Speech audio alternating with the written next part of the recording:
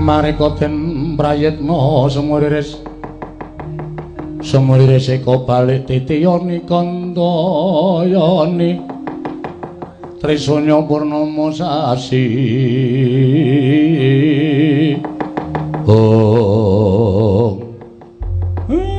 Manik Maya lah kok ngliga pusaka kadiwatan Kakang Semar sampun boten wonten raos sabar malih wonten manahipun ingkang rayipun Manik Maya dinten sak mangke Kakang Semar keparing maringaken dhateng Atmaja panjenengan Bagong menapa mboten menawi mboten kula mentala bumi angus padukan pring apus mriki Kakang Semar sabar to ora kaya ngono kuwi lah kok dadi kowe nuruti karo karepe Bagong Bagong ki wong srogal-srogol Bagong ki wong kebak sembrono nek tok tanduki malah kowe engko kewirangan dhewe larak tenan to dewa-dewa kalah mungsuh anakku Bagong mergo nggonmu nuruti karo mubal babaling nepsu ingkang mbok ora iso mbok peperwekasan gawe wirangmu dhewe kula sampun mboten peduli Bagong mboten panjenengan pasrahaken kula ingkang badhe damel bumi angus padukaning pringapus weh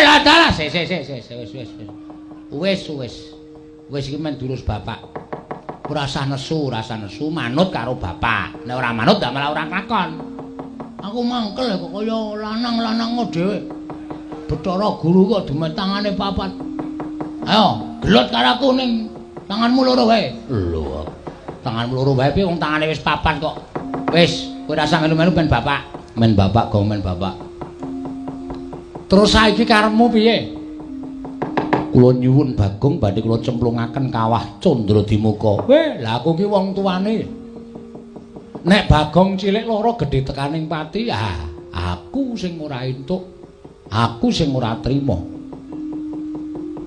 lajeng paringipun Kakang Semar kados pundi Dewa Ndaru Jaya Ndaru mbok wenake Bagong apa ora Bagong sampun wani kalian kula mboten badhe kula paringaken nadyan kanthi syarat srana menapa kemawon mboten badhe kula paringaken kowe kandha saiki kowe kandha syarate apa wae bakal tak turuti aku mesti saguh minangkani syarat ingkang mbok aturke kelawan aku Manik Maya tan samar pamoring sukma sinukmaya Sinumaya winaya wing asepi sumimpen telenging kalbu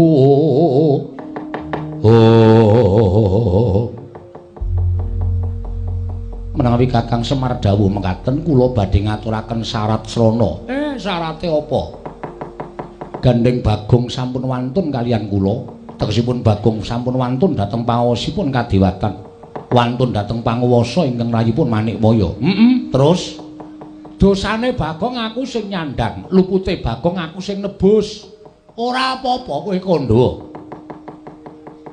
menawi Kakang Semar mboten ngparengaken Bagong kula buyung dhateng Kayiwangan sakmenika ngaten kemawon Kakang Semar dados lintunipun ijole piye Kakang Semar kula boyong dhateng Kayiwangan sawise tekan Kayangan menika Purbawasa wonten astanipun ingkang rayipun Manik Maya wonten ing Kayangan sak mangke Kakang Semar dados lintunipun Bagong nampi pidana saking rayipun Jatimurti sagah napa mboten lakonane Pak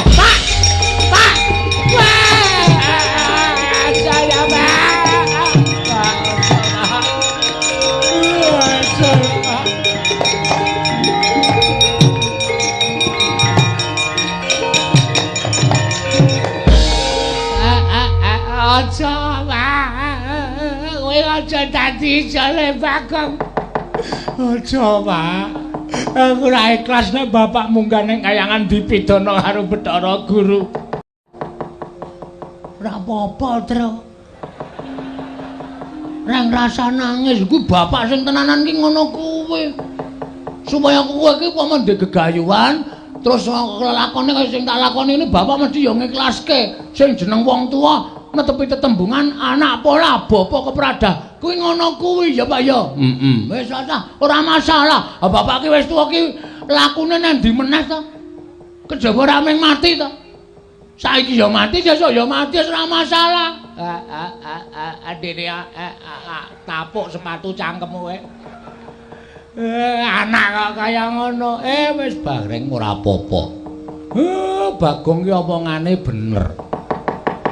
Aku urip ya wis pirang-pirang abad suwene nganti tekan kaya ngene kok urung ana tandha-tandha aku tekaning pati. Lah iki malah sing arep mateni aku dewaning para dewa ki rak padha karo bapakmu ki disuwargake. Ngandel ora. Bapak wae ikhlas kowe do nangis sing apa? Ya mengene wae bapak ki sadurunge mati kon ngetokke sertifikate ki cacahe pira? Kok duparaimu ora. Weh, ngono lho, Truk. Kan adil. Adil dong lu mlacat. Wong kok sing diarep-arep kok warisan ora. Aja, Pak. Kon duwe sertifikat 3, ngandel ora. Didumsik, Pak, gek mati ora masalah. Bagong pancen setan tenan kok. Aja, Pak, emok, Pak. Ora apa-apa aku tak melu Bathara Guru aku ora piye-piye. Aja.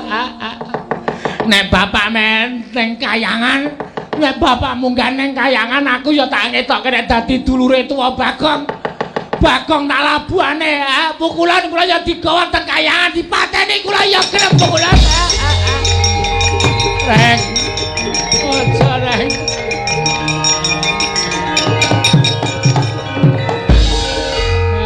Wis Truk, aku ya wis tuwa, umurku ya wis pirang-pirang. Wong urip lakune nang dine, kejaba mau mati, bapak mati aku ya tak mati. Wis kowe rasa melu-melu. Aku ora mentolo karo kowe.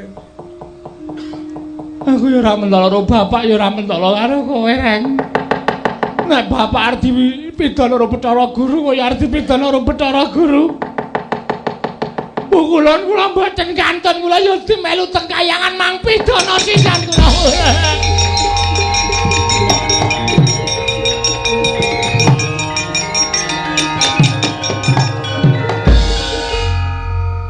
Truk. Bagong kok ora nangisi awake dhewe ya.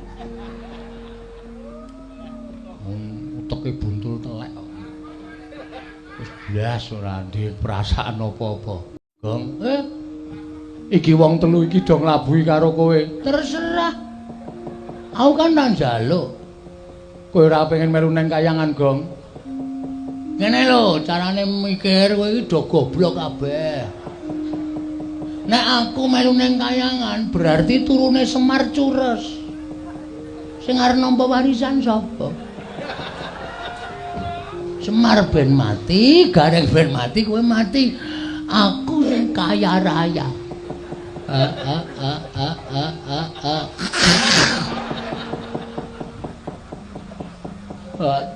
Cangkem kok kaya ngono.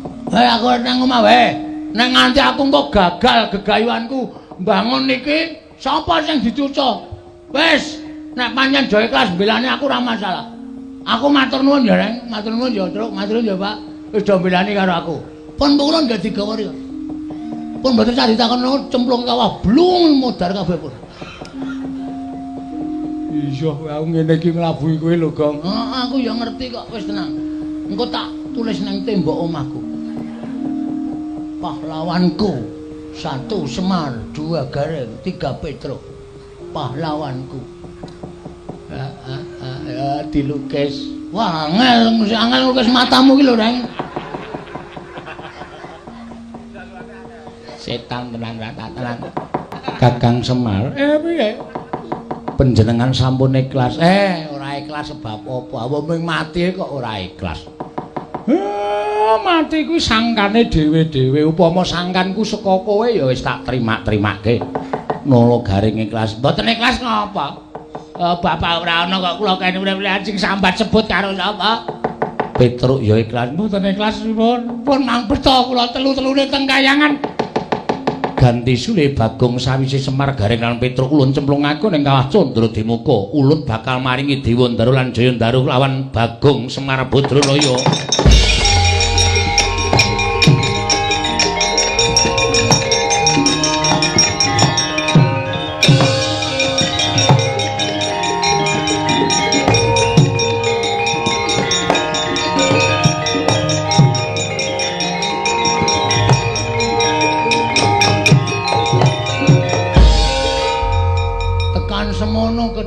tresnane mas-mas kuro bapak aku.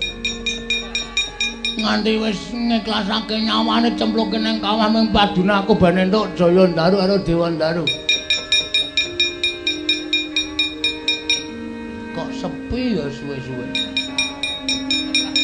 Ra ana sing tajak omongan, ra ana sing tajak geguyon.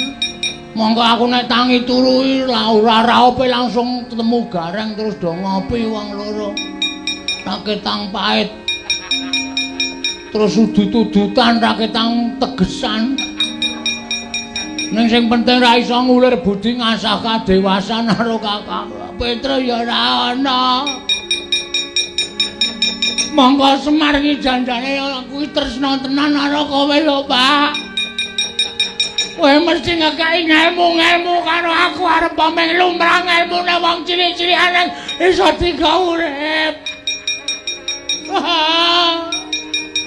Aku mau kok ya ora melu ta. Terus sapa sing arep bantu karo aku wis